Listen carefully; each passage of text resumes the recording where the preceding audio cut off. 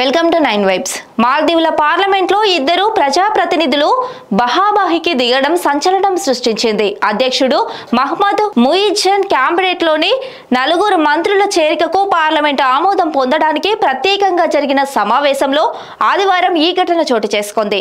అధికారంలో భాగస్వామ్యులైన People's National Congress, Progressive Party of మాల్దీవులు ఎంపీలు, విపక్ష మాల్దీవన్ డెమోక్రటిక్ పార్టీ ఎంపీల మధ్య ఏర్పడిన వివాదం ఈ ఘర్షణకు దారితీసింది.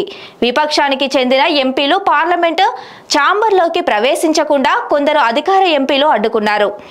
ఎన్డీపీ సభ్యులు మొయిజ్జా క్యాబినెట్లోకి 4 సభ్యులకు ఆమోదం తెలపడానికి నిరాకరించడంతో ఈ ఘర్షణ చోటు చేసుకున్నట్టు ఆధార్ వెల్లడించారు.